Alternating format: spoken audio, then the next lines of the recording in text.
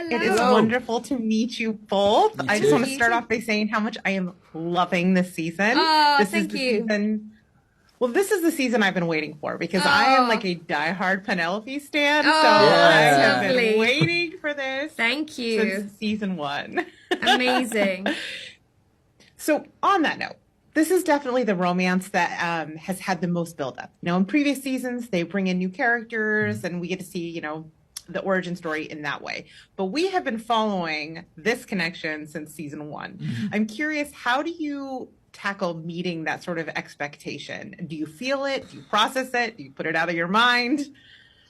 Wow, yeah. It's a little bit of everything, honestly. Yeah. You feel it, you process it, you put it out of your mind. Yeah, you like, you've described it yeah, perfectly. kind of. I think in the beginning when we found out, it was like scary. I didn't feel ready, but we still had most of season 2 to film, like the majority of it, honestly. So there was time to think about it in that way.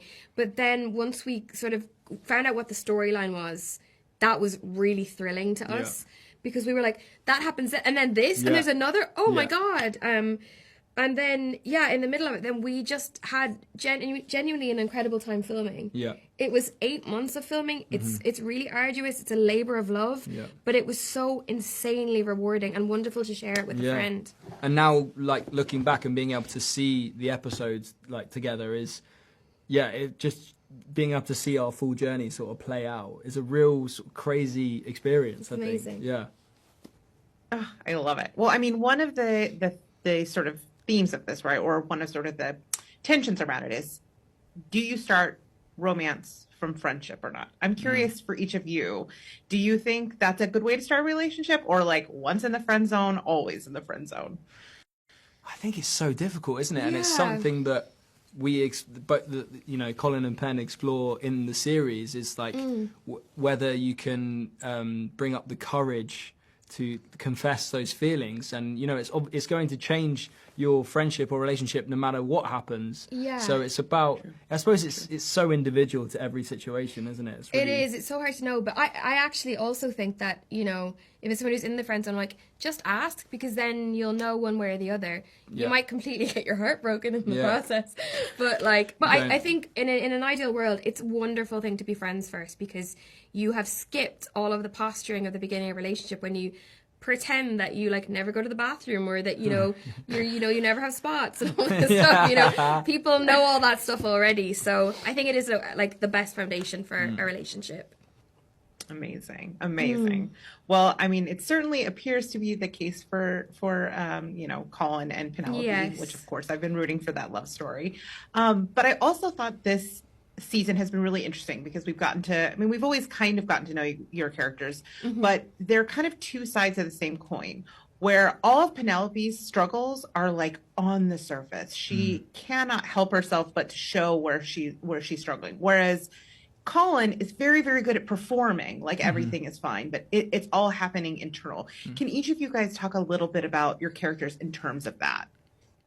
Yeah, you described it so perfectly there. And we always find that there's so many similarities between what the character's going through, and they just they deal with them in completely different ways, and Yeah.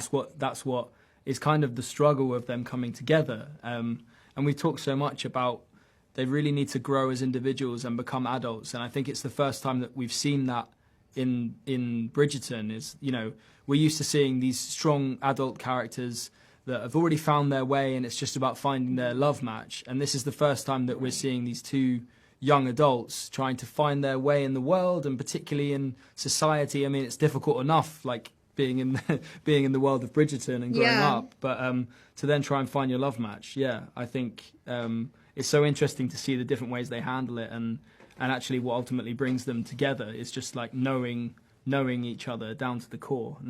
Yeah. I love it. So, last question.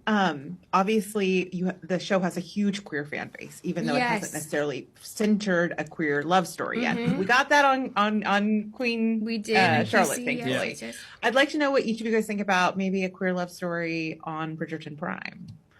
I am desperate for it. Yeah. I cannot wait. I think it would be so beautiful. I think what the wonderful thing about Bridgerton is it's an invented world that has never existed.